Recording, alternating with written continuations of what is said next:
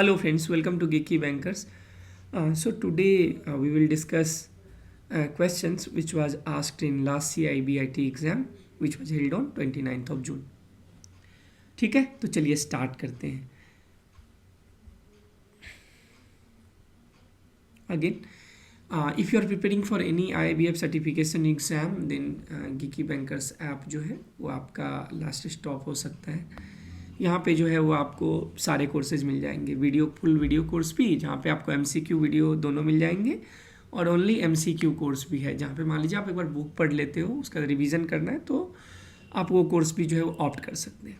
ठीक है, any query यदि आपका है तो ये हमारा नंबर है, व्हाट्सअप भी आप इस पर कर सकते हैं, कॉल भी कर सकते हैं. This is 70619 and then 53535. ठीक है, CIBIT का जो है वो फुल कोर्स हमारे ऐप पे अवेलेबल है. ठीक है, उसमें जो है वो आपको लास्ट 3 साल में, ठीक है, 3 साल में मान लीजिए 1 साल में 2 बार हमारा CIBIT का एग्ज़ाम होता है. ठीक है, तो आपको वहाँ पे जो है सारे प्रीवियस ईयर क्वेश्चंस मिल जाएंगे. अति क्या है कि चैप्टर वाइज आपको वहाँ पे वीडियोस मिल जाएंगे. ठीक है, बहुत सारा मॉक टेस्ट मिल जाएगा, MCQs मिल जाएंगे और जो टॉपिक मान लीजिए जिस टॉपिक से क्वेश्चंस आता है, मान लीजिए कि जैसे नॉर्मलाइजेशन है या और भी जो टॉपिक्स हैं, नंबर सिस्टम ये वगैरह, तो उसका भी अलग से जो है वहाँ पे वीडियो आपको मिल जाएगा. मतलब वो कंप्लीट कोर्सेज है जहाँ पे आप जो है वो एक बार गो थ्रू करने के बाद आप आराम से 70-80 नंबर जो है इसमें ला सकते हैं. ठीक है, तो चलिए हम लोग स्टार्ट करते हैं. एक क्वेश्चन आया था पिछले बार कि what is Meta data, Meta data क्या है. तो हम लोग बचपन से पढ़ते आ रहे हैं. बचपन से मेरा कहने का मतलब है कि बीटेक और MCA आपने जब किया तो वहाँ पे मेटा डेटा ज़रूर पढ़ा होगा. फर्स्ट सेमेस्टर सेकंड सेमेस्टर में ही डेटाबेस DBMS में आपने पढ़ा होगा. तो मेटा डेटा क्या है? तो Meta data is data about data, कि मान लीजिए कोई डेटा है उसके बारे में डिटेलिंग. ठीक है ना, तो ये क्या है कि it describes characteristics, context and properties of other data so that the data can be found, understood, managed and processed. देखिए, इसको आप देखेंगे तो क्लियर हो जाएगा. जैसे मान लीजिए कि कोई डॉक्यूमेंट है, तो डॉक्यूमेंट का मेटा डेटा क्या हो सकता है, उससे रिलेटेड क्या इन्फॉर्मेशन आप लेना चाहोगे. आप ज़्यादा से ज़्यादा ये देखना चाहोगे कि भाई ये डॉक्यूमेंट को कौन बनाया है, किसके द्वारा प्रोड्यूस किया गया है, ये क्रिएशन डेट क्या है, फाइल साइज क्या है, मॉडिफिकेशन कब कब हुआ है, इसमें एक्सेस परमिशन किसको क्या है, आप यही देखना चाहेंगे ना. तो जैसे डॉक्यूमेंट से रिलेटेड मेटा डेटा जो है ये सब हो गया.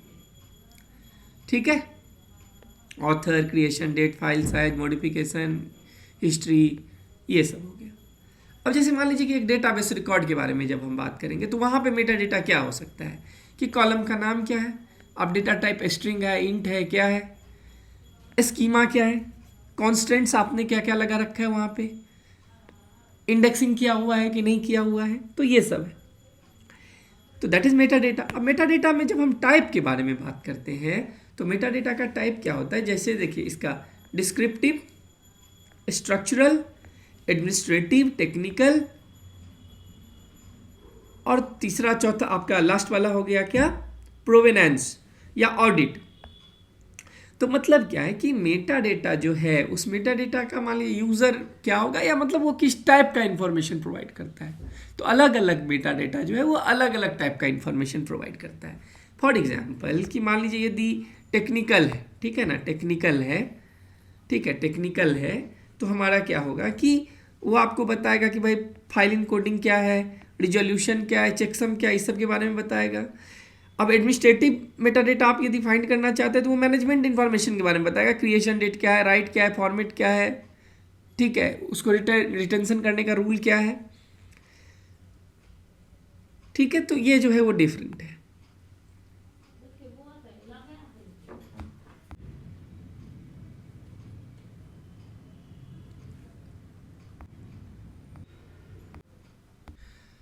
एक क्वेश्चन आया था कि how many classes in IPv4 address scheme.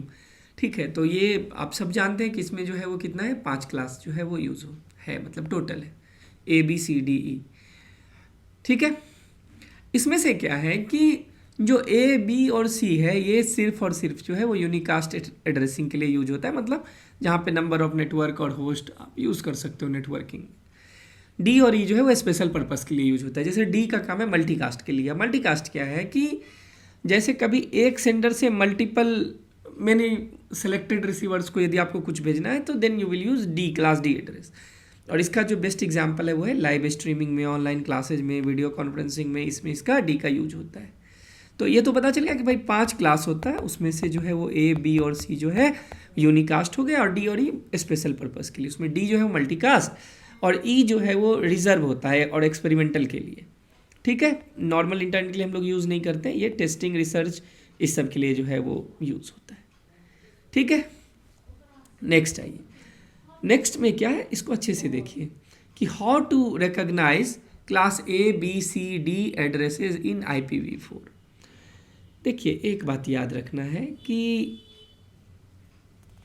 इसको ना बहुत तरीके से निकाल सकते हैं। मैंने ना जो अपना CIBIT का जब ऐप में आप कोर्स देंगे तो इसको बहुत डिटेल में अच्छे से समझाया हुआ है। ठीक है, यहाँ पे भी हम लोग देखते हैं। ठीक है, इसमें मैं बस एक ही बात कहूँगा कि मान लीजिए जब भी कब क्वेश्चन आएगा ना कि मान लीजिए कि कोई IP एड्रेस दे दिया 192.168.23, मान लीजिए कुछ भी 201, तो हमें ना कुछ नहीं देखना है, चाहे वो ABCD किसी को भी आइडेंटिफाई करने के लिए कहे तो जो पहला ऑक्टेट है ना, इसको डेसिमल में चेंज कर लीजिए, फिर वो आइडेंटिफाई आसानी से हो जाएगा। देखिए क्या है कि इसको हटा देते हैं। देखिए क्या है कि क्लास A यदि है तो क्लास A में ना आप देखो कि पहला वाला जो है वो 0 है कि नहीं है। यदि पहला वाला 0 है तो वो क्लास A में होगा। यदि क्लास B के बारे में बोले तो 10 यदि किसी के आगे में आ जाएगा तो वो क्लास B हो जाएगा। अब 110 यदि आ जाए तो क्लास C हो जाएगा, और 1110 यदि आ जाए तो क्लास D हो जाएगा। चलिए इसका ना कि एग्जाम्पल लेते हैं। जैसे इसका रेंज है कि 0 से 127 के बीच में कोई भी नंबर, तो मान लीजिए कोई IP एड्रेस आपको मिलता है कि 123.124.25.203 मान लीजिए, तो है क्या कि अब ये तो आप एकदम से रट के नहीं ना रख सकते हो कि दिमाग में हमेशा रहेगा कि हाँ ये 123 रेंज, इसलिए रेंज याद नहीं करना है। अब देखिए इसमें भी ना एक पैटर्न है। आप यदि देखोगे ABCD देखेंगे ना तो देखिए क्या है कि ये इसका स्टार्ट होता है 0 से, इसका स्टार्ट होता है 10 से, इसका स्टार्ट होता है 110 से, इसका स्टार्ट होता है 1110 से। तो ये याद रखना बहुत आसान है, 0, 10, 110, 1110। ये तो पता चल गया कि भाई इसमें से यदि पैटर्न हमें मैच करेगा तो हम लोग उसको पता लगा लेंगे। चलिए अब ना एक दो हम लोग देख लेते हैं। अब मान लीजिए कि जैसे 123 है, ठीक है, तो 123 को, अच्छा 1 मिनट ये मिनट गया, आप लोगों को डेसिमल में चेंज करना आता है कि नहीं, मतलब बाइनरी में चेंज करना आता है कि नहीं। छोड़िए एक छोटा सा ना नंबर लेते हैं 13, इसको बाइनरी में चेंज करना है तो क्या हो जाएगा 2 6 जा 13 ना, रिमाइंडर कितना हो जाएगा यहाँ पे 1 हो जाएगा। ठीक है, फिर 2 3 जा 6, यहाँ पे रिमाइंडर क्या हो जाएगा 0, और फिर 2 1 जा 2 है ना, हमारा जो है 2 1 जा 2, तो रिमाइंडर कितना हो जाएगा यहाँ पे 1 हो जाएगा। ठीक है, 1 हो जाएगा। तो अब और ये 1 जो है वो उठ के कहाँ चला आएगा, यहाँ पे ये 1 उठ के भी यहाँ चला आएगा। तो जब आप लिखेंगे तो हम नीचे से स्टार्ट करेंगे, यानी सबसे पहले ये वाला 1 लिखेंगे 1, फिर ये वाला 1 आ जाएगा 1, फिर 0 आ जाएगा और फिर ये 1 आ जाएगा, मतलब इस क्रम में होता है। तो 1 1 0 1 हो गया। ये 13 का मैं बता रहा था, ठीक है ना, 13 का। तो आप एक चीज़ यहाँ पे देखेंगे, देखिए ठीक है, तो हमारा 1101 ये आया था। अब यदि आप इसको 8 बिट बाइनरी में लिखोगे तो क्या लिखोगे, मान लीजिए ये तो हमारा जो है, चलिए कलर स्कीम चेंज कर लेते हैं ये, ठीक है ना। तो ये हमारा क्या होता कि यहीं लिख देता हूँ मैं कि 1101 तो था, अब यहाँ पे जो 4 खाली है वहाँ पे क्या कर देंगे, ये ब्लैंक जो इसमें 0 आ जाएगा। तो आप ऐसे देखो तो इसका भी लीडिंग बिट 0 है ना, तो ये पता चल जाएगा ये जो है वो क्लास A का है। अब मान लीजिए एक और एग्जांपल लेते हैं। यहाँ पे 123 वाला मैंने एग्जांपल दिया था ना, देखो ये मैंने 123 डॉट मान लीजिए 21 था। तो अब मान लीजिए कि आप 123 को जब डेसिमल में चेंज करोगे ना तो ये क्या आएगा, आप यदि 8 बिट बाइनरी में इसे लिखेंगे तो पहले आप इसे चेंज करोगे ना तो ये कुछ ऐसा आएगा 110 और फिर 1111, तो ये कितना हो गया 7 डिजिट, एक बच रहा है, तो यहाँ पे हम लोग डाल देंगे मान लीजिए 0। तो 8 बिट बाइनरी में जब चेंज करेंगे तो ये है, तो आपको ये देख के ही पता चल जाएगा कि भाई इसका पहला वाला 0 है तो ये क्लास A का हो गया। ठीक है, तो पहचान। चलिए एक क्लास C का एग्जाम्पल ले लेते हैं। ये क्या है 192.223 है, तो मान लीजिए कोई भी IP एड्रेस मैं लिखता हूँ, जैसे 193.25.201.223 लिख देते हैं। ठीक है, तो अब ये 193 को जब आप चेंज करेंगे ना डेसिमल में, तो ये देखिए क्या आएगा। जब आप इसे चेंज करोगे ना तो ये आता है 1101, ये आएगा। ठीक है, अब इसका लास्ट 3 आप बिट यदि देखेंगे तो ये 110 है ना, और क्लास C का 110 से स्टार्ट और क्लास C में, तो इसी तरह हम लोग पहचान जाएंगे। D में भी आप करोगे तो जो भी आए, जो भी ऑक्टेट दिया हो ना, ठीक है, उसमें पहला वाला ऑक्टेट को बाइनरी में बदल लीजिए, बाइनरी में चेंज करके देख लीजिए किस में गिरता है, और याद रखने का कोई ज़रूरत नहीं है। मान लीजिए ABCD है, तो A में हमने क्या बताया था कि भाई A में 0 होगा, इसमें 10 होगा, C में 110 होगा, इसमें 1110 होगा, बस एक एक बढ़ता जा रहा सब में। ठीक है, तो इस तरह से आप जो है इसे फाइंड आउट कर लेंगे। ठीक है, और इसको और डिटेल में यदि लॉजिकल जानना है कि भाई यही क्यों होता है, इसका रेंज यही क्यों है, तो आपको जो वीडियो वहाँ पे है उसमें मैंने और अच्छे से कवर किया हुआ है।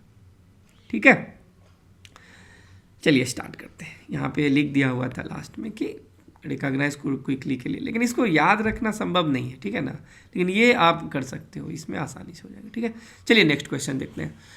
नेक्स्ट क्वेश्चन है कि how many connections can be in IPv6। देखिए अब इसमें तो नेटवर्क और होस्ट वाला बिट का चक्कर है नहीं, तो डायरेक्ट आप समझ लीजिए कि 128 बिट का होता है। पता है कभी कभी एक क्वेश्चन और आता है इसमें कि IPv6 में ना आप पूछ देगा क्या कि उसका जो हेडर है, हेडर में जो डिफरेंट फील्ड होते हैं, उसका पूछ देगा कि वो कितने कितने बिट का होता है। एग्जाम्पल के लिए ये कि ये नहीं आएगा, हेडर का पार्ट नहीं आएगा, ये पूछता है कि IPv6 में जो है वो हेडर जो है उसका क्या साइज है, तो ये होता है आपको 40 बाइट। ठीक है, ये तो 128 होता ही होता है। ठीक है, और कभी कभी ये भी पूछेगा कि ये किस फॉर्मेट में होता है, तो IPv6 हमेशा हेक्साडेसिमल होता है ना, सेपरेटेड बाय कोलन्स। और ये क्या होगा, और इसमें क्या होता है कि 16 बाइट का जो है एक फील्ड होता है, टोटल जो होता है 8 ग्रुप्स होते हैं, 8 ग्रुप्स होते हैं, और ईच ग्रुप का जो साइज होता है वो 16 बाइट होता है, बिट्स 16 बिट्स होता है, तो तब तो 16 8 जा 128। ठीक है, चलिए तो यहाँ पर हमारा क्वेश्चन क्या था कि नंबर ऑफ जो है यहाँ पे कितना बन सकता है, तो सिंपल जितना बिट है तो उतना कम्बिनेशन बनेगा ना, तो 2 to the power 128। और ये जो नंबर है ये देख लीजिए कितना बड़ा नंबर है, ये अनलिमिटेड है, ये कभी एग्जॉस्ट नहीं होगा। IPv4 जब बना था तो उस टाइम में थोड़ी ना पता था कि आप जो है वो फ्रिज को IP एड्रेस दोगे या बल्ब को IP एड्रेस दोगे, उसमें पता नहीं था। ठीक है, कि उस टाइम पता था कि जो भी कंप्यूटर सिस्टम है उसको एड्रेस देना होगा। अब तो मान लीजिए IoT और इस सब में जो है हमारा सब कुछ कोई IP एड्रेस होता है, हर के पास IP एड्रेस होता है, तो इसीलिए ये एग्जॉस्ट हो गया। एक और क्वेश्चन आया था कि layers in data warehouse. ठीक है, कि कितना लेयर जो है वो डेटा वेयर हाउस में होता है। तो देखिए इसमें ना 4 लेयर्स होते हैं। पहला हो गया data source layer, staging layer, data storage layer और प्रेजेंटेशन लेयर। तो ये लेयर जो है ये 4 लेयर होता है। ठीक है, data source layer, staging layer, data storage layer और प्रेजेंटेशन लेयर।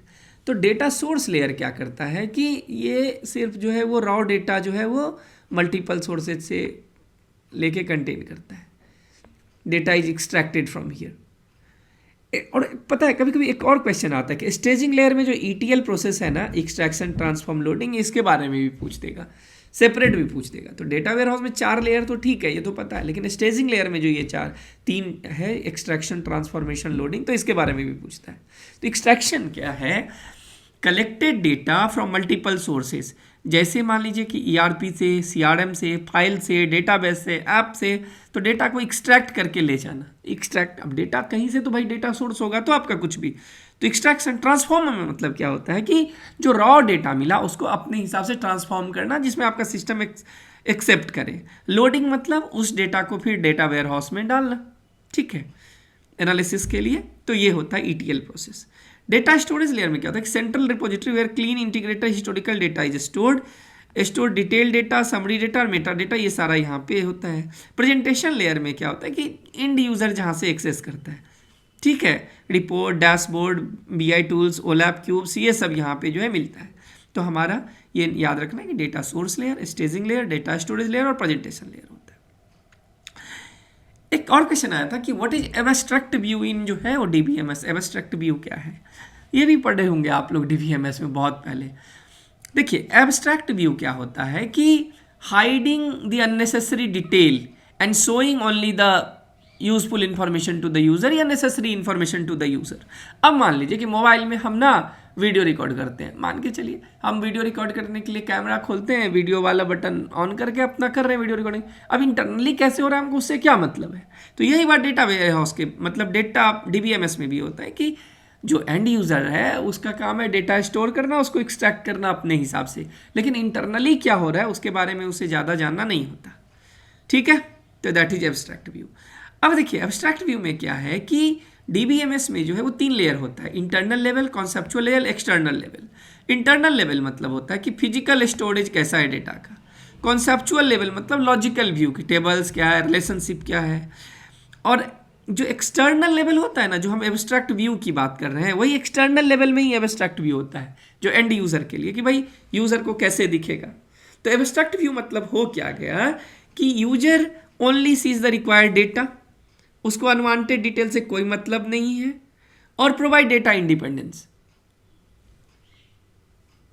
ठीक है। एब्स्ट्रैक्ट व्यू में जैसे डेटा इंडिपेंडेंस था, डेटा इंडिपेंडेंस का मतलब क्या है कि हम जो है वो डेटा स्ट्रक्चर को चेंज कर सकते हैं 1 लेवल पे। अब मान लो कि टेबल को जैसे हम ब्रेक करते हैं, ठीक है, टेबल को ब्रेक करना है मुझे, लेकिन जो एक्सटर्नल यूज़र है उसको जो फॉर्म में डेटा देख रहा है उससे तो उसे कोई मतलब नहीं है उससे। तो एब्स्ट्रैक्ट व्यू क्या करता है कि डेटा इंडिपेंडेंस को भी अचीव करता है। आप जिस फॉर्म में देख रहे हैं इंटरनली स्टोरेज अलग कर ले वो, ठीक है।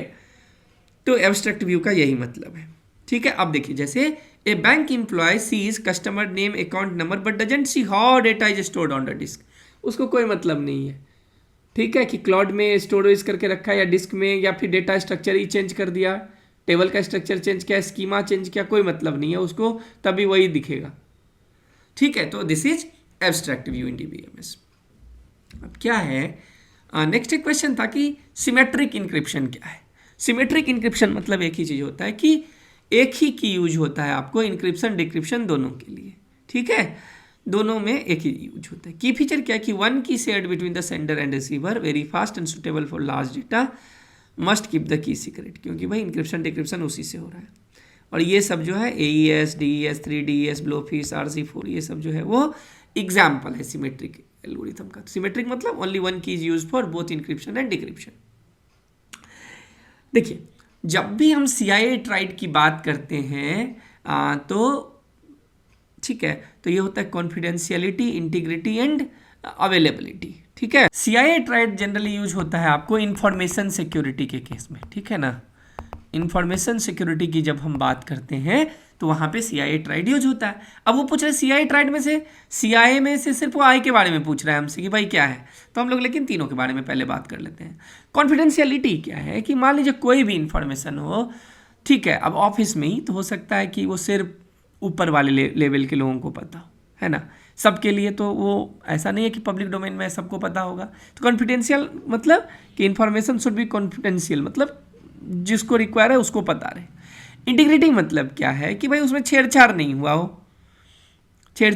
हो, मान लीजिए कि A यदि B को कोई इन्फॉर्मेशन भेज रहा है तो बीच में मॉडिफाई नहीं हो जाए, A जो भेज रहा है वही B को मिले, तो दैट इज इंटीग्रिटी। अवेलेबिलिटी मतलब होता है कि भाई जब ज़रूरत हो मुझे इन्फॉर्मेशन का तो मेरे पास हो, मुझे जब डेटा का ज़रूरत है डेटा मेरे पास होना चाहिए, ऐसा ना कि वो अवेलेबल ही नहीं हो, ठीक है। तो इन्फॉर्मेशन सिक्योरिटी इंश्योर करने के लिए ये तीनों को इंश्योर करना पड़ेगा, ठीक है। तो यहाँ पर बस मुझे पूछ रहा है कि व्हाट इज इंटीग्रिटी। तो इंटीग्रिटी क्या है, ऐसे तो मैंने बता दिया कि डेटा मॉडिफाई नहीं होना चाहिए जब वो एक सोर्स से दूसरे सोर्स पर जा रहा है वो, तो data must remain accurate, correct and unaltered, ठीक है। तो that is integrity. No authorize changes, ensure data consistency and trust, integrity ensures no modification by unauthorized user, मतलब अनऑथराइज यूजर के द्वारा जो है उसे चेंज नहीं किया गया हो। No accidental corruption, no tampering during transmission, तो ये हो गया इंटीग्रिटी।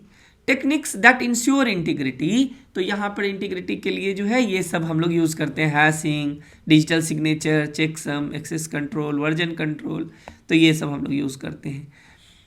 वर्जन कंट्रोल तो जरूरी जानते होंगे आप लोग, है कि नहीं।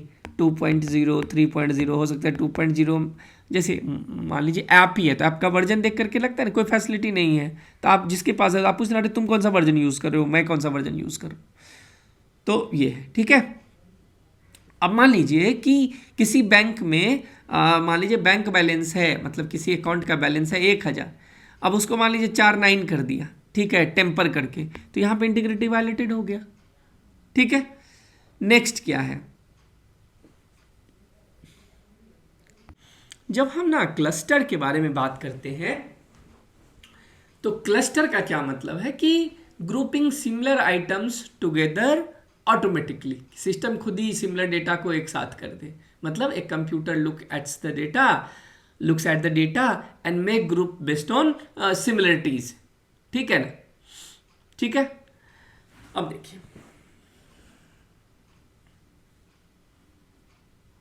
ठीक है, अब क्लस्टर में क्या होता है, it is an unsupervised learning technique. थोड़ा सा अनसुपरवाइज्ड लर्निंग टेक्निक क्यों बात कर रहे हैं, थोड़ा सा अनसुपरवाइज सुपरवाइज समझिए। देखिए, सुपरवाइज्ड लर्निंग मतलब क्या होता है कि learning with answers already given.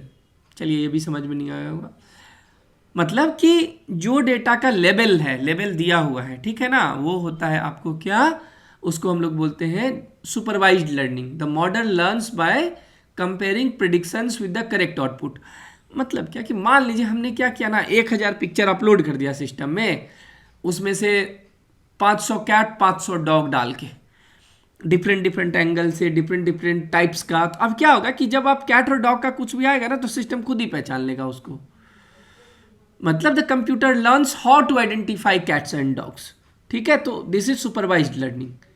जैसे आप उसका यूज़ हम लोग करते हैं ईमेल स्पैम डिटेक्शन में, फ्रॉड डिटेक्शन में, प्राइस प्रिडिक्ट करने में, तो इस सब में हम लोग यूज़ करते हैं। पहले सिस्टम को लर्न कराते हैं आंसर दे के, फिर उसको बोलते हैं कि तुम भाई इसके बेस पे पैटर्न फाइंड करते रहो। लेकिन अनसुपरवाइज्ड लर्निंग में क्या होता है कि वहाँ पे लर्निंग विदाउट आंसर्स, मतलब data has no labels, the model जो सिस्टम है finds hidden patterns on its own. तो यहाँ पे भी क्या होता है कि सिस्टम के पास लेबल नहीं है, डेटा है, और उस डेटा में जो हिडन पैटर्न्स है उसको खुद ही वो फाइंड करके फिर ग्रुपिंग करता है क्लस्टरिंग में। तो object in the same cluster are more similar to each other, different very different, इसका कोई मतलब नहीं है, ठीक है ना। अब जैसे देखिए example, customer segmentation in banking, high value, medium value, low value, grouping similar product, detecting abnormal transaction, image grouping, तो ये सब आप क्लस्टर के में कर सकते हैं। कॉमन क्लस्टर एल्गोरिदम जो है वो ये सब है, ठीक है ना। चलिए नेक्स्ट हम लोग देखते हैं, what is neo bank. Neo bank क्या है, देखिए नियो बैंक क्या है ना, ऐसा बैंक जिसका कोई ब्रांचेज नहीं है, बस वो ऐसे ही ऐप में एग्जिस्ट करता है, डिजिटली एग्जिस्ट करता है, साइट होगा, ऐप होगा, लेकिन फिजिकल ब्रांचेज नहीं होगा, दैट इज नियो बैंक, ठीक है। तो fully online banking via mobile app और website, partner with traditional bank for licences, ठीक है। जनरली इन लोगों का जो बैंकिंग होता है कोई ना कोई बैंकर तो होगा ना, ठीक है, वो होता है। और ये सुविधा क्या क्या देते हैं, facility online account opening, UPI, MPS, NEFT payment, prepaid virtual card, ये सब जो है वो देता है। एग्जाम्पल इसका है जैसे एफआई मनी है, राजोर पे एक्स है। अब देखिए ये दोनों तो प्योर नियो बैंक है, लेकिन जैसे पेटीएम पेमेंट बैंक है तो ये सेम ही नियो बैंक है, क्योंकि इसका आपको ना कहीं कहीं ब्रांच मिलेगा। एयरटेल पेमेंट बैंक का भी कहीं कहीं आउटलेट आपको जो है वो मिलेगा, ठीक है। तो नियो बैंक मतलब फुली फ्लेज, मतलब ऐसा बैंक जो सिर्फ डिजिटली एग्जिस्ट कर रहा है ऐप में या वेबसाइट में, ठीक है। पिछली बार भी ना एक क्वेश्चन आया था कि what is RTGS L shift. ये एल शिफ्ट आरटीजीएस नहीं होता है, वो मैसेज जो फ्लो करता है ना उसका ये स्ट्रक्चर है। एल शिफ्ट है, वी शिफ्ट है, टी शिफ्ट है। तो हम लोग यहाँ पे एल और वी को एक बार देखेंगे, ठीक है। देखिए इसमें कुछ ज़्यादा है नहीं, बस एक दो ही दोनों में डिफरेंसेस है, ये एल हो गया और ये वी हो गया। देखिए यदि वी को आप देखेंगे ना तो यहाँ पे ना ये सेंट्रल बैंक जो है ना, ये सेंट्रल, यहाँ पे नहीं, इसको ऐसा करते हैं, ये नहीं, ये तो सेंट्रल बैंक है, लेकिन आप एलसेप में देखेंगे तो सेंट्रल बैंक जो है वो नहीं है। ठीक है, तो मतलब एलसेप में क्या है, हम क्या बोल सकते हैं कि there is no central entity for delivering messages in the L structured या एल शेप्ड स्ट्रक्चर। यहाँ पे क्या होता है कि मैसेज राउटिंग जो है वो कैसे हो रहा है, bilateral exchange of information between the bank, ये दोनों के बीच में ही अपन खुद से ही इंफॉर्मेशन एक्सचेंज हो रहा है। ठीक है, और जो मैसेज हमारा सेंड हो रहा है, ठीक है, तो खुद ही आपस में ये दोनों जो है मैसेज एक्सचेंज जो है वो कर लेते हैं। तो ये क्या है कि ये एलसेप्ट जो है ये क्या है, डिसेंट्रलाइज है, क्योंकि यहाँ पे सेंट्रल बैंक तो इन्वॉल्व है नहीं। लेकिन आप वी सेप्ट में आप देखेंगे तो वी सेप्ट में क्या हो रहा है कि सेंट्रल बैंक जो है वो है दोनों में, और ये डायरेक्टली इन्वॉल्व होता है settlement and processing of payment messages. ठीक है, तो ये आपका क्या होता है, सेंट्रलाइज स्ट्रक्चर होता है, क्योंकि यहाँ पे सेंट्रल बैंक पेमेंट है जो डायरेक्टली सेटलमेंट और प्रोसेसिंग में इन्वॉल्व होता है। तो मेनली दोनों में यही अंतर है। वी जो है वो मॉडर्न हो गया, एल जो है वो पुराना हमारा स्ट्रक्चर था। ठीक है, तो दोनों में बस इतना ही याद रखना है और कुछ याद नहीं रखना है। ठीक है, ठीक है, नेक्स्ट देखते हैं। देखिए what is intrusion prevention system क्या है। तो इंट्रूजन प्रिवेंशन सिस्टम में क्या होता है कि जो इंट्रूजन को डिटेक्ट कर सके, अ सिक्योरिटी डिवाइस और software that detect and block malicious traffic in real time. ठीक है, तो ये क्या करता है, detect suspicious activity, automatically block threats, uses signature, behaviour and anomaly detection. Signature का मतलब पता है क्या होता है, सिग्नेचर का मतलब क्या है कि जैसे मान लीजिए एंटीवायरस यूज़ आप करते हो, तो एंटीवायरस कैसे पहचानता है मैलिशियस, कोई भी मैलिशियस आप में कुछ है सिस्टम में या नहीं है, तो वो सिग्नेचर के बेस पे। सिग्नेचर मतलब आप ऐसे समझिए ना कि पैटर्न फाइंड करके, पैटर्न रहता है सेम, वही जो पैटर्न नहीं मिलता है, मान लीजिए कुछ नया चीज़ आ गया है तो फिर वो थ्रू कर जाता है, एंटीवायरस उसको पहचान नहीं पाता है। ठीक है, और इसका काम क्या है, फंक्शन क्या है आईपीएस का, तो prevent malware, block DDoS, DDoS मतलब distributed denial of services, detect and stop SQL injection, block port scanning. जब भी मान लीजिए कोई ऐसा क्राइम करेगा तो पहले पोर्ट स्कैन करेगा, है ना, कि किस पोर्ट पे कौन सा प्रोग्राम रन कर रहा है। तो पोर्ट स्कैनिंग क्या हुआ कि मतलब जहाँ पे अटैकर चेक करता है कि which port of a computer और a server are open to find a way to enter. ठीक है, कि कौन सा पोर्ट खुला है। इसीलिए आप देखेंगे कि जैसे मान लीजिए हमारा कोई भी इंटरनेट फेस्ड जो एप्लीकेशन है वैसे भी, तो वो पोर्ट को चेक किया जाता है, कौन सा पोर्ट आपका जो है यूज़ में नहीं है और वो ओपन है, तो उसको बोलेंगे क्लोज कर लेने के लिए। तो ये अपना आईपीएस जो उसको भी चेंज मतलब देखता रहता है, पोर्ट स्कैन कौन कर रहा है, तो ब्लॉक पोर्ट स्कैनिंग को ब्लॉक करके रखता है। उसके बाद स्टॉप ब्रूट फोर्स अटैक। ठीक है, तो स्टॉप, ये ब्रूट फोर्स अटैक को भी जो है वो स्टॉप करता है। ब्रूट फोर्स अटैक तो आप लोग जानते ही होंगे कि क्या है कि when an attacker tries all possible passwords combination until the correct one is found, तो वो सारा करता रहता है, कॉम्बिनेशन ट्राई कर करके हिट करता रहेगा। अब टाइप क्या है आईपीएस में, एक नेटवर्क बेस्ड आईपीएस हो गया, एक होस्ट बेस्ड आईपीएस हो गया। तो देखिए नेटवर्क बेस्ड में वो नेटवर्क में लगा रहता है, होस्ट बेस्ड में जो है पर्टिकुलर सिस्टम पे जो है वो लगा रहेगा। तो नेटवर्क में यदि आप करेंगे तो एक स्ट्रैटेजिक पॉइंट पे हम लोग इसको इंस्टॉल कर देते हैं। ठीक है, मान लीजिए कि ये नेटवर्क है तो एक पेरीमीटर में यहाँ पे कहीं पे करेंगे इंस्टॉल। ठीक है, होस्ट बेस्ड में क्या है कि directly on and points. Scope क्या है कि protect the entire network segment it monitors, यहाँ पे इंडिविजुअल होस्ट को करेगा। यहाँ पे नेटवर्क में नेटवर्क ट्रैफिक को देखता रहता है, यहाँ पे सिस्टम एक्टिविटी को देखेगा। प्राइमरी फोकस क्या है कि भाई देखेगा कि नेटवर्क में कौन इंटर कर रहा है, क्या कर रहा है, कोई डीओएस अटैक तो नहीं कर रहा है, नेटवर्क को कोई स्कैम तो नहीं कर रहा है। यहाँ पे इंटरनल थ्रेड देखेगा कि malware, unauthorized change to the host system file configuration, ये सब कुछ हो रहा है कि नहीं है। एक्शन में यहाँ पे नेटवर्क में क्या करेगा, तो can drop malicious packets, reset connection और ब्लॉक आईपी एड्रेस। यहाँ पे ये क्या करता है, can block a process from executing, किसी प्रोसेस को लगेगा कि ये जो है मैलिशियस प्रोसेस है, उसको ब्लॉक कर देगा, फाइल को क्वारंटाइन कर देगा, साइड कर देगा, और prevent a change to a system setting में कोई चेंज करेगा तो उसको रोक देगा। तो ये दोनों में अंतर है। अब क्या कि व्हाट इज SSD, SSD क्या है? तो SSD is solid state drive. Solid state drive में देखिए, पहले ना मैं बता रहा हूँ कि पहले जब आप ना ये इसका एप्पल का आप यूज़ करते थे, ठीक है, लैपटॉप, तो आप देखते होंगे बहुत फटाफट वो जो है बूट हो जाता था, ठीक है, विंडोज़ रोता रहता था। आजकल तो मेनली SSD के कारण ही था, मतलब मेनली, ठीक है, और भी उनका अपना प्रोसेसर है, सब कुछ है। तो अभी क्या है कि अभी हम लोग ना सब SSD ही यूज़ करने लगे हैं, और पूरा सिस्टम में नहीं हो तो एक HDD कर लेंगे और एक SSD कर लेंगे, और जो आपका ऑपरेटिंग सिस्टम है वो SSD में डालेंगे, उसमें भी NVMe जैसे है, तो ये सब जो है वो काफ़ी फास्ट होता है। तो SSD क्या है? Storage device that uses flash memory instead of spinning disk. वो जो मैग्नेटिक वाला नहीं होता था HDD में, हार्ड डिस्क में अभी भी क्या होता है, स्पिनिंग डिस्क होता है ना, यही रीज़न है कि ये यदि गिरा तो खराब हो जाएगा, ठीक है। तो SSD का देखते हैं कि की पॉइंट क्या क्या है, कि faster than HDD, no moving part, तो भाई ड्यूरेबल होगा, लो पावर कंजम्पशन है, हाई परफॉर्मेंस, बूटिंग टाइम बहुत कम हो जाता है, रनिंग एप्लीकेशन फास्ट करेगा, गेमिंग डेटा प्रोसेसिंग के लिए अच्छा है। लेकिन जो यहाँ पे नहीं लिखा हुआ है कि क्रैशिंग रेट जो है ना SSD में वो बहुत ज़्यादा है। तो कभी भी डेटा आप लोग स्टोर मत करिएगा SSD में, उसके भरोसे मत रहिएगा। कोई भी इंपॉर्टेंट डेटा हो तो HDD को ही प्रेफर करिए। क्लाउड में रख सकते हैं तो और बढ़िया है, या रेड कन्फिगर्ड सिस्टम है वहाँ रख सकते हैं तो और बढ़िया है, NAS वैस है जहाँ पे रेड कन्फिगर्ड रहता है आप वहाँ रख सकते हैं।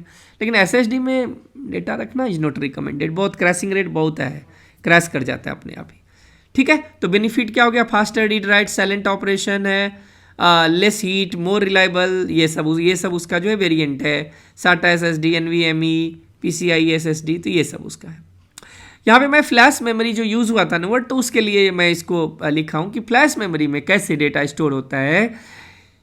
कि देखिए, नॉन वोलेटाइल तो आप जानते ही हैं कि मान लीजिए जब पावर चला भी जाए तो भी डेटा वहाँ पे रहेगा। तो यहाँ क्या है कि it is use to store data permanently in many electronic device like, अच्छा इसका मतलब नहीं है, ये नहीं है, ये नहीं, हाँ देखिए ये इंपॉर्टेंट है हमारे लिए। Data is stored inside tiny memory cells made of transistors, these cells trap electrons to represent 1 और 0। तो मेनली ये हमारे लिए इंपॉर्टेंट है कि data is stored inside the tiny memory cells made of transistors, these cells trap electrons to represent 1 और 0 binary data, ठीक है। Flash memory. आगे, व्हाट इज एक्सटर्नल SLA? देखिए SLA का मतलब होता है सर्विस लेवल एग्रीमेंट। एक्सटर्नल मतलब जो आप दूसरे किसी ऑर्गेनाइजेशन के साथ जो है वो करते हैं। तो SLA में क्या लिखा रहता है कि भाई मान लीजिए कि कोई बैंक है, अब बैंक किसी काम के लिए ना वेंडर को हायर करता है, तो वेंडर को जब हायर करेगा तो वेंडर से क्या एक्सपेक्टेशन है, तो उसके लिए वो SLA साइन करता है, जिसमें जो है वो मेन मैं बताऊं तो अप टाइम लिखा रहता है कि भाई यदि नेटवर्क सर्विस ले रहे हैं तो कितना उसका अप टाइम होगा। उसमें पीनल प्रोविज़न लिखा रहता है कि भाई तुम्हारा कितना, मतलब पेनल्टी तुम पर हम कैसे इम्पोज करेंगे, वो लिखा रहता है। और SLA में बहुत सारा और भी टर्म रहते हैं, जैसे राइट टू ऑडिट क्लॉज लिखा रहता है कि आप जब चाहे वेंडर प्रीमाइसेस में जाके कर सकते हैं, और भी ऐसे बहुत सारे टर्म्स लिखे रहते हैं। तो यही है एक्सटर्नल SLA मतलब तो ठीक है, एक्सटर्नल मतलब जो दूसरे ऑर्गेनाइजेशन के साथ हम लोग करते हैं। अब मान लीजिए यदि सेम ऑर्गेनाइजेशन में दो अलग अलग डिपार्टमेंट एक दूसरे के साथ करते हैं तो वहाँ पे इंटरनल SLA होता है, यहाँ पे एक्सटर्नल SLA मतलब दूसरे के साथ हम लोग जो कर रहे हैं। तो ये SLA समझ में आ गया होगा। जैसे मान लीजिए कि एक bank science and external SLA with the network provider for 99.9% internet up time, तो उसको इतना इंश्योर करना पड़ेगा, नहीं तो फिर पिनल प्रोविजन लगेगा, ठीक है। It depends what service the vendor will provide. मतलब की पॉइंट में ये है कि भाई वेंडर क्या मुझे ऑफर करेगा, और यदि वो ऑफर नहीं करेगा तो हम उसको कैसे बाइंड कर सकते हैं, ठीक है, कि उसको पकड़ोगे कैसे। तो documents performance metrics like uptime guarantee, response time, resolution time, penalties for failing SLA, ठीक है। तो ये सब इसमें जो है वो लिखा रहता है। ये भी रहेगा कि भाई कैसा कैसा सर्विस देगा, cloud hosting, internet service, security services, IT support क्या देगा, वो सब। तो SLA का मतलब समझ में आ गया होगा। आइए नेक्स्ट देखते हैं, what is software as a service. देखिए सॉफ्टवेयर एज अ सर्विस क्या है कि जहाँ पे ना आपको सॉफ्टवेयर डिलीवर हो रहा है over the internet on a subscription basis. इसका सबसे अच्छा एग्जाम्पल मुझे लगता है ऑफिस 365, है ना, ठीक है। User doesn't install software locally, runs on the provider's cloud, access via web browser mobile app, और सारा कुछ, चाहे वो मेंटेनेंस हो, सिक्योरिटी हो, अपडेट हो, स्टोरेज हो, ये सारा कौन हैंडल करता है? तो वेंडर हैंडल करता है। एग्जाम्पल में हो गया Gmail, office 365, zoom, Salesforce, Dropbox, ये सारा है। ठीक है। बेनिफिट क्या कि इंस्टॉलेशन तो है नहीं आपको रिक्वायर, पे एज यू गो, भाई सब्सक्रिप्शन मॉडल है और जितना यूज़ करेंगे उस हिसाब से पैसा लगेगा, या आपने जितना लाइसेंस ले रखा है आप उतना यूज़ कर सकते हो। एक्सेसिबल फ्रॉम एनीवेयर, सबसे बढ़िया ये है कि लोकल सिस्टम से कोई मतलब नहीं है, वो जो यूआरएल है आप जहाँ पे ओपन करेंगे वहाँ पे खुल जाएगा। और स्केलेबल है, यदि आपको स्केल करने का ज़रूरत है तो भी उसके पास अनलिमिटेड रिसोर्सेज हैं, आप जितना यूज़ करना चाहो करो, बिल ज़्यादा बढ़ के मिलेगा। ठीक है, कि वो आपको चार्ज ज़्यादा करेगा आप यदि ज़्यादा रिसोर्सेज उसका यूज़ करेंगे, तो दैट इज सास। ठीक है ना, सॉफ्टवेयर एज ए सर्विस हम लोग बोलते हैं ना, application as a service, platform as a service, software as a service, तो ये सॉफ्टवेयर एज ए सर्विस आया था वहाँ पे। नाउ व्हाट इज माइकर, MICR, तो माइकर भी बचपन से ही पढ़ रहे होंगे आप लोग। मैग्नेटिक इंक कैरेक्टर रिकॉग्निशन, ठीक है, a technology use to read the magnetic character printed on cheques. Key point क्या है कि uses magnetic ink for printing cheques. MICR can read this link ink quickly, increase security, prevent cheques. और हम लोग यदि MICR की बात करें तो MICR जनरली क्या होता है, चेक के टर्म में बोले तो MICR cheque is a cheque that has a MICR code printed at the bottom using magnetic ink. ठीक है, जिससे क्या होता है कि रीड और प्रोसेस आसान हो जाता है। और ये जो है हमारा माइकर कोड जो हमारा होता है वो क्या है, तो 9 डिजिट कोड होता है। 9 डिजिट कोड है जिसमें 333 के ग्रुप में जो हमारा जो है वो 3 है। ठीक है, और वो 3 कौन कौन सा होता है, तो पहला हो गया सिटी कोड, उसके बाद हो जाता है बैंक कोड, उसके बाद होता है 3 ब्रांच कोड। ठीक है, a technology use to read and magnetic character printed on the cheque, ये सब का कोई मतलब नहीं है। ठीक है ना, बस यही याद रखिए। MICR इनेबल्ड चेक बोलते थे ना, तो खुद ही मतलब प्रोसेसिंग जो है वो फास्ट हो जाता था। उसके बॉटम में जो है वो मैग्नेटिक इंक से लिखा हुआ है 9 डिजिट का कोड, वही 9 डिजिट का कोड जिसमें 3 डिजिट सिटी हो गया पहला 3, उसके नेक्स्ट 3 बैंक कोड, उसके नेक्स्ट 3 ब्रांच कोड, ये होता है। What is close system payment instrument, ये क्या है? देखिए क्लोज सिस्टम पेमेंट इंस्ट्रूमेंट क्या है, सिंपल मैं बताता हूं कि अब मान लो कि जैसे मान लो आप ना, जैसे मान लीजिए कि पेटीएम के वॉलेट में आपने पैसा रखा हुआ है कुछ, तो वो आप बहुत जगह उसको खर्च कर सकते हो, बहुत सारा जो है वो पेटीएम एक्सेप्ट करता है, बोलते हैं ना कि पेमेंट थ्रू पेटीएम है ना, SBI योनो वॉलेट हो गया, जैसे एयरटेल पेमेंट बैंक वॉलेट हो गया, तो वहाँ सबसे। लेकिन यदि अमेजन पे बैलेंस में आपके पास है तो वो और कहीं यूज नहीं होगा, वो अमेजन में ही यूज होगा। तो क्लोज पेमेंट इंस्ट्रक्चर मतलब क्या हो गया कि a payment instrument that can be used only with the issuer not with the other merchant. मतलब इशूअर मतलब जिसका वॉलेट आप यूज कर रहे हो आप उसी के इंफ्रास्ट्रक्चर में यूज कर पाओगे, आप दूसरा जगह चाहो भी तो उस वॉलेट से पैसा खर्च नहीं कर पाओगे। तो that is closed system payment instrument. ठीक है, तो issued by company, usable only with in that companies ecosystem, can not be use for cash withdrawal, third party purchase. और इसका एग्जाम्पल है बुक माई शो वॉलेट है। अब बुक माई show wallet में जो पैसा है उससे आप चाहेंगे कि हम जाएं वी मार्ट में कुछ सामान खरीद लें, अपना मार्ट में कुछ सामान खरीद लें, ठीक है, हम जाएं रिलायंस डिजिटल में कुछ कर लें, थोड़ी ना कर पाओगे, उससे पैसा थोड़ी ना लेगा वो। बुक माई शो के वॉलेट में पैसा है तो अब बुक माई शो में आप टिकट फिर खरीदने जाओगे तो उसका यूज़ कर लोगे आप। ठीक है, तो क्लोज मतलब हो गया कि उसी के इंफ्रास्ट्रक्चर पे यदि यूज हो तो दैट इज क्लोज्ड। समझ में आ गया होगा, ओला मनी, मेट्रो कार्ड, ये सब। ठीक है, now what is audit trail. Audit trail जो है वो क्या है, देखिए ऑडिट ट्रेल क्या है कि chronological record of all activities performed on a system और अ डेटा। मान लीजिए कि आप एक सिस्टम में सुबह 7 बजे बैठ गए हो, शाम 7 बजे तक बैठे हो। अब आप जो जो कर रहे हो ना सिस्टम में उसका सारा मुझे पता चलेगा कि भाई क्या क्या किया है इसने। क्रोनोलॉजिकल रिकॉर्ड बिल्कुल टाइम के साथ, 7 बजे सुबह से ही दिखेगा वो, ऐसा नहीं कि दोपहर का 2 बजे का पहले रिकॉर्ड दिखेगा, नहीं, वो 7 बजे का पहले दिखेगा, एकदम क्रोनोलॉजिकल एकदम दिखेगा अच्छे से। ठीक है, आपने क्या क्या किया है। अब क्या है कि यहां पे आपको क्या मिलेगा, उस रिकॉर्ड में क्या मिलेगा, तो सो हु डिड व्हाट, कौन क्या किया है, कब किया है, कहां किया है, कैसे किया है।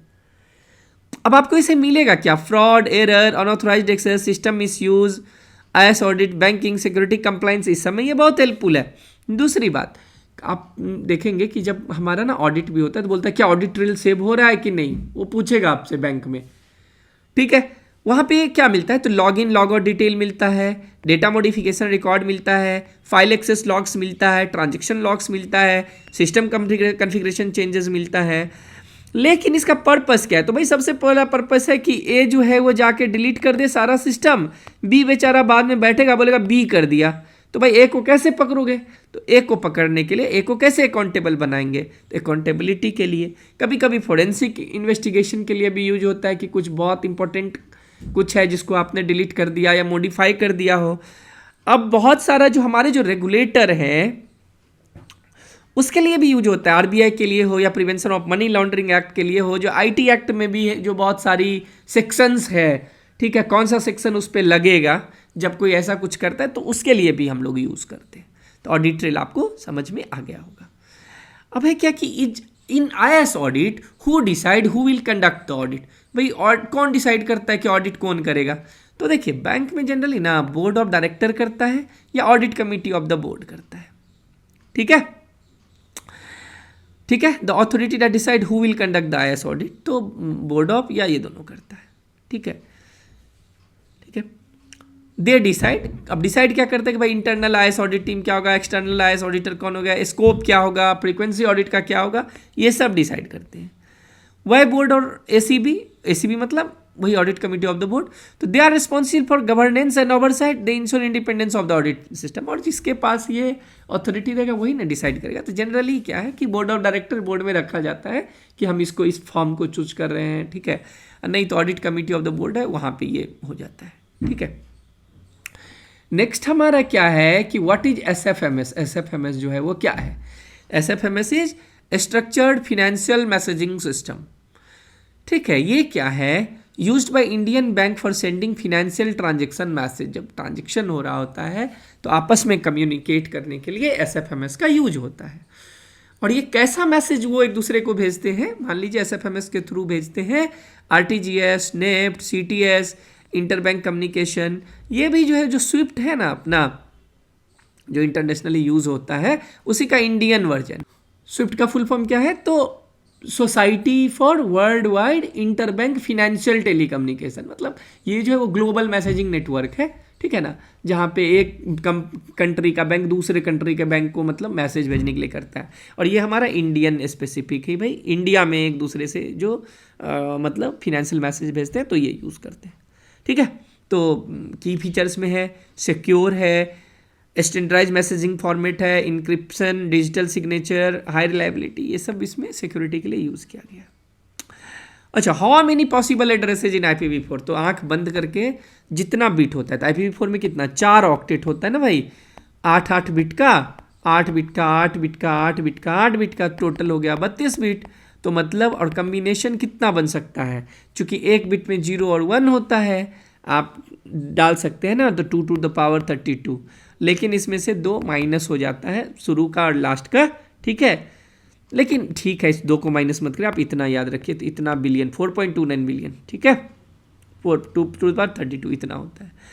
और IPv6 में शायद हम लोगों ने देखा भी था, IPv6 में हमारा कितना है, तो IPv6 में भी वही कर लो, 2 to the power 128 कर लो, ये पता नहीं कितना है नंबर, भगवान जाने, ठीक है, इसको देखना पड़ेगा, ठीक है, ठीक है। तो ऑलमोस्ट बहुत है, मतलब दे रखा है 18.4 क्विंटिलियन होस्ट एड्रेसेस, तो पता नहीं अनलिमिटेड ही है ये तो। नेक्स्ट हमारा क्या है कि हनी ट्रैप क्या है ना, a trap system design to attack hackers. मान लीजिए सिंपल बताऊं मैं, ABC एक ऑर्गेनाइजेशन है, उसका एक सर्वर है XYZ, तो अब क्या होगा ना कि कंपनी क्या करेगा कि मेन सर्वर जहाँ वहीं रहने देगा, एक और ना फर्जी सर्वर बनाएगा, उसमें भी डेटा आ रहा होगा, जा रहा होगा, सब कुछ दिखेगा एकदम यही मेन सर्वर है, ठीक है। मान लीजिए उसका कुछ भी 1 2 3 उस सर्वर का नाम है। अब अटैकर जो है वो इस पर अटैक करने के बदले वो इस पर अटैक करेगा। जब इस पर अटैक करेगा तो कंपनी को पता चल जाएगा कि भाई कौन किया था, मोडस ऑपरेंडी क्या था, और फिर उस हिसाब से मेन सर्वर को वो प्रोटेक्ट कर लेंगे। मेन यही होता है। ठीक है, तो चलिए एक बार देख लेते हैं। A trap system design to attract hackers. Purpose क्या है कि detect attacks, study hacker behaviour, divert attackers away from real system, early warning for threat. How it works, तो look like a real system, contains fake data, completely isolated from real network. मतलब उसका network भी अलग है, यानी उसमें घुस भी गया तो कुछ नहीं होगा, एक बार घुस जाएगा तो सब पता चल जाएगा। टाइप्स क्या है, तो लो इंटीग्रेटेड हनी पॉट होता है, low interaction honeypot, high interaction honeypot, malware honeypot, email spam honeypot. मतलब जो डिजाइन करता है वो स्पेसिफिक पर्पस के साथ डिफरेंट सिनेरियोज के लिए अलग अलग। ठीक है, चलिए एक ये क्वेश्चन भी आया था अभी। ठीक है, देखिए क्या है कि IPv4 में आप जानते हैं कि 4 ऑक्टेट होता है ना, 4 ऑक्टेट है। ठीक है, ये 4 ऑक्टेट रहा। ठीक है, 4 ऑक्टेट होता है। ठीक है, तो A में जब होगा, तो A जब होता है तो इसमें ना सिर्फ ये रहता है, मैं दूसरा कलर यूज कर रहा हूं, ये रहा नेटवर्क पार्ट। मतलब ऐसे मैं लिख देता हूं, रुकिए ना, ABC लिखते हैं। ठीक है, अब ना 2 कॉलम ले लेते हैं यहाँ पे, एक नेटवर्क के लिए, ठीक नहीं लग रहा है, रुकिए थोड़ा सा इसको ना चेंज करके फिर से करते हैं, अब यहाँ पे जगह भी कम है। ठीक है, ABC network part, host part. तो A में क्या है ना, नेटवर्क पार्ट में 1 ऑक्टेट और 3 होस्ट पार्ट, B में 2, यहाँ पे 1, वहाँ पे 2, और C में 3 और यहाँ पे 1। मतलब यहाँ पे नेटवर्क में 1 ऑक्टेट और 3 ऑक्टेट होस्ट के लिए, यहाँ पे 2 और 2 इसमें क्लास C में नेटवर्क के लिए इतना और होस्ट के लिए इतना। ठीक है, ऑक्टेट यूज होता है। ठीक है, अब देखिए क्या है कि यदि आप देखेंगे तो क्या है कि नेटवर्क पार्ट में फर्स्ट 3 ऑक्टेट होता है नेटवर्क में, और 1 ऑक्टेट होता है होस्ट के लिए। ठीक है, तो यदि आप निकालेंगे कि नंबर ऑफ नेटवर्क कितना होगा, तो नंबर ऑफ नेटवर्क कितना होगा, तो देखिए क्लास C में जो है 3 ऑक्टेट रहा आपको नेटवर्क के लिए, तो 8 × 3 = 24 हो गया। ठीक है, लेकिन होता क्या है कि इसमें जैसे जो ये 110 वाला जो पोर्शन है, ये 3 ऑक्टेट ना, ये फिक्स होता है, तो इसीलिए 24 - 3 = 21, तो 2⁻21 ये जो हो गया नंबर ऑफ नेटवर्क हो गया। कहाँ पे है, ये रहा ना, नेटवर्क हो गया। और होस्ट में जो है वो सीधे 2⁻28, नहीं 2⁻8, 8 ही ना बचा। नेटवर्क साइड में यहाँ पे एक होस्ट साइड में कितना 8 बिट बचा, और नेटवर्क साइड में कितना 24 बिट था। तो यानी हर नेटवर्क में 2⁻8 होस्ट जो है वो हो सकता है। यानी नंबर ऑफ होस्ट पर नेटवर्क कितना हो गया 254। नंबर ऑफ नेटवर्क कितना हो गया, तो नंबर ऑफ नेटवर्क 2⁻21 इतना हो गया। और हर एक नेटवर्क में आप 254 होस्ट जो है वो हो सकता है। ठीक है, और 254 क्यों है, तो 2⁸ करेंगे तो ये 256 होता है। लेकिन वही फर्स्ट और लास्ट वाला जो एड्रेस होता है वो हम लोग रिजर्व करके रख लेते हैं। ठीक है ना, वो असाइन नहीं करते हैं इसीलिए। ठीक है, तो नंबर ऑफ नेटवर्क के टाइम में बिट 3 बिट को हम लोग ये कर लिए थे, तो वो तो फिक्स हो जाता है, तो 2⁻21 ये हो गया नंबर ऑफ नेटवर्क, और नंबर ऑफ होस्ट हो गया 2⁸ = 256, 2 कम मतलब 2 जो फिक्स हो, मतलब हम लोग उसको असाइन नहीं करते, 254, यानी हर नेटवर्क में इतना होस्ट होगा। ठीक है, चलिए आगे बढ़ते हैं। What is system audit and what is computer audit. ठीक है, दोनों में क्या अंतर है, देखिए सिस्टम ऑडिट क्या है कि जिसमें ना सारा का सारा इंटायर ऑर्गेनाइजेशन का सिस्टम जो है वो इन्वॉल्व होता है। ठीक है, includes policy, procedure, control, manual process, management practices, सब कुछ। इंश्योर सिस्टम यानी business processes plus IT control works effectively and efficiently.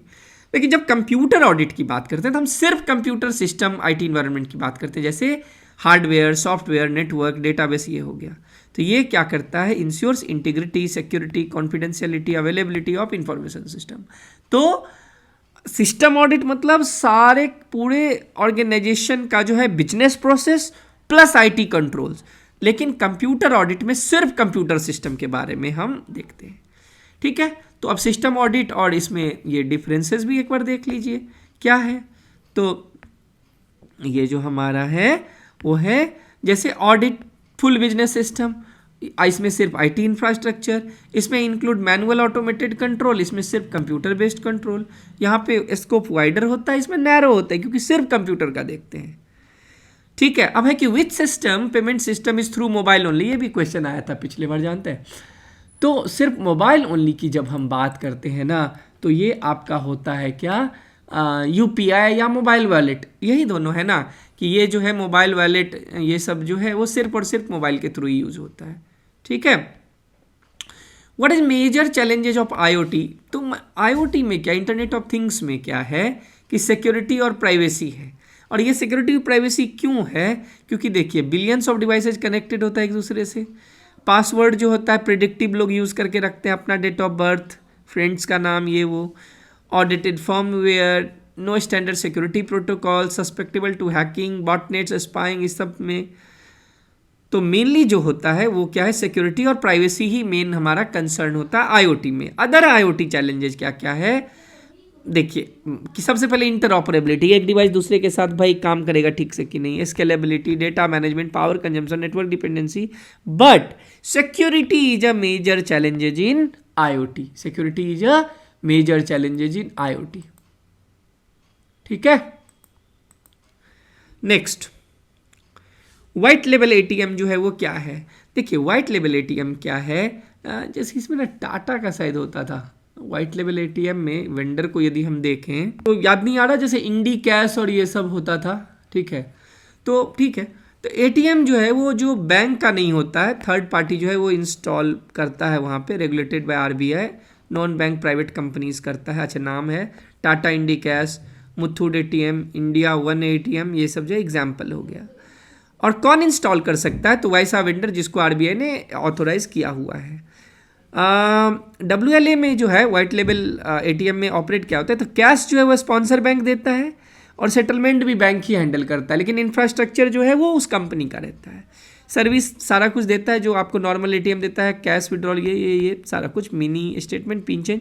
देखिए व्हाइट लेबल एटीएम क्यों आया ना, कि वैसा एरिया जहाँ पे बैंक नहीं है या एक्सपेंशन ज़्यादा नहीं है, तो वहाँ पे व्हाइट लेबल एटीएम प्लेयर्स जो थे वो अपना लगाया। अब आप बोलोगे कि भाई रिवेन्यू कैसे कमा रहा होगा वो, तो व्हाइट लेबल एटीएम में आप सोचिए कि SBI का गया कस्टमर या PNB का गया या कैनरा बैंक का गया, किसी का कस्टमर जब निकालने जाएगा तो उसको तो वो सारा का सारा देगा ना पैसा, इंटरचेंज फी देगा ना उसको पर ट्रांजेक्शन, तो वो हो गया ना उसका कमाई।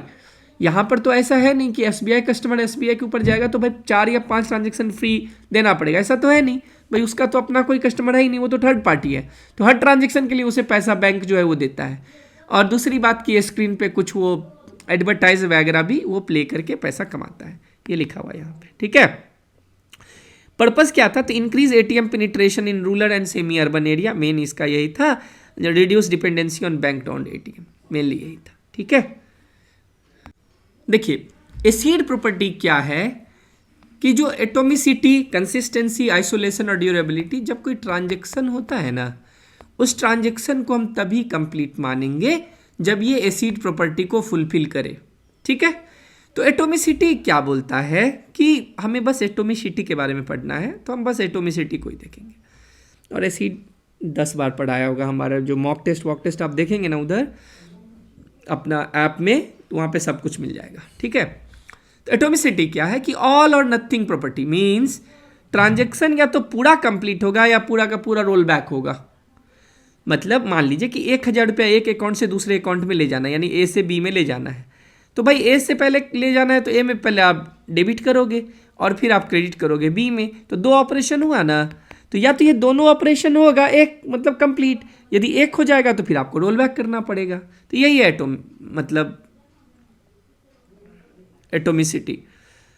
इफ एनी स्टेप्स पे इंटायर ट्रांजेक्शन जो है वो कैंसिल हो जाएगा। No partial update is possible. ठीक है, तो atomicity ensures no incomplete transaction, no partial update and database always stays correct. तो ये हमारा होता है एटोमिसिटी। यानी एक ट्रांजेक्शन में मान लीजिए 5 ऑपरेशंस होना है, वो पांचों या तो होगा या नहीं होगा, या तो पांचों होगा या फिर पूरा का पूरा रोल बैक करना पड़ेगा। That is atomicity. नेक्स्ट क्या है, आईटी एक्ट सेक्शन 66। पता है इसमें से भी ना एक क्वेश्चन हमेशा ही आता है, पिछले बार भी आया था। ये जो है वो कंप्यूटर रिलेटेड ऑफेंसेस से रिलेटेड है, ठीक है।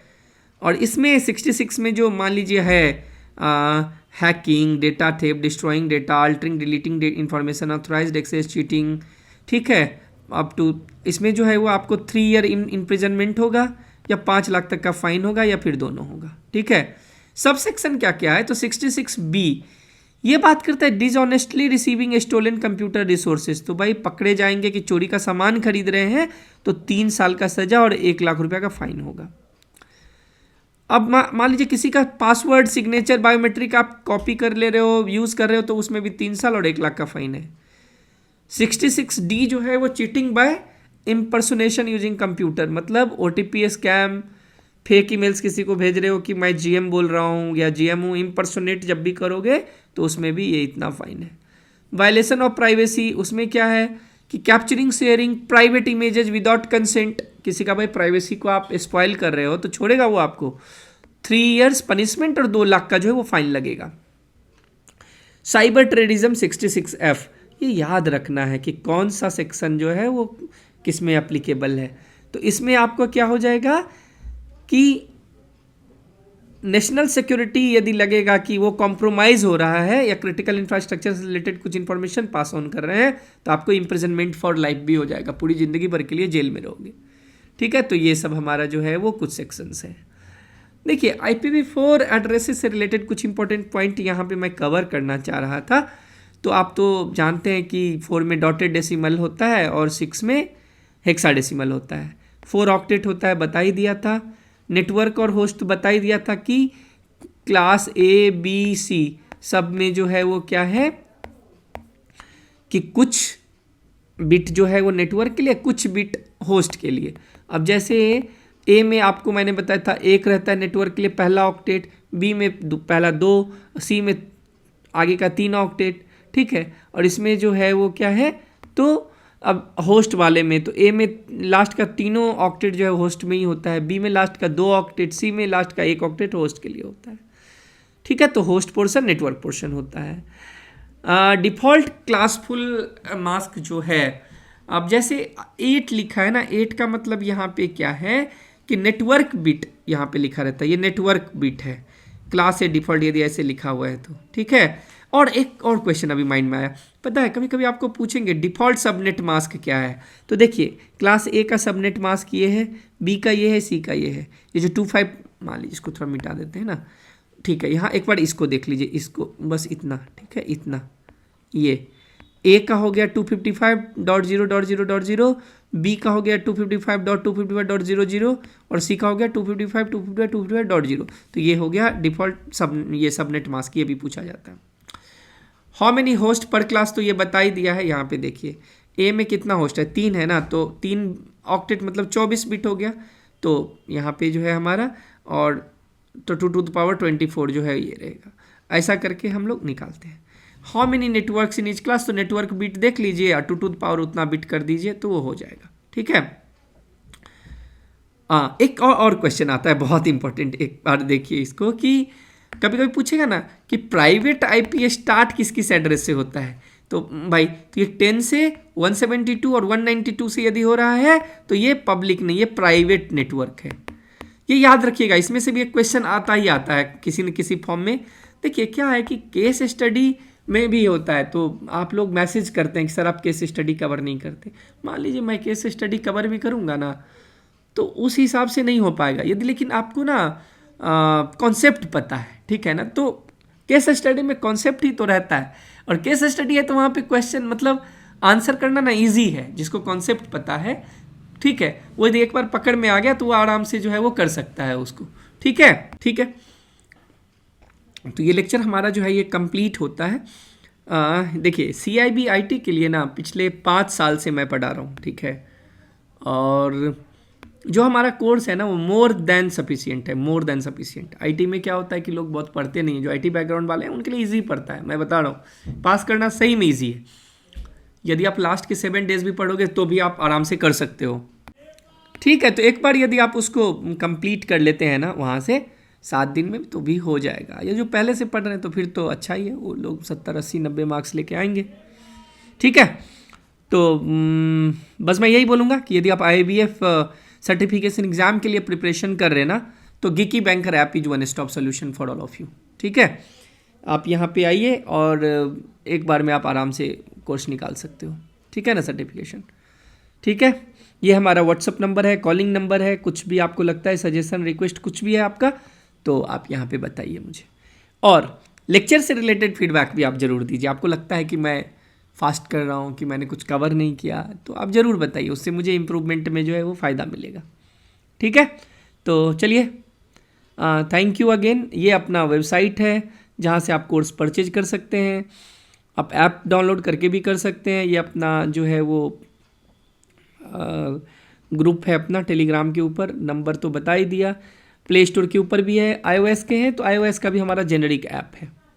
ठीक है, तो चलिए, thank you, thanks for watching this lecture, thank you.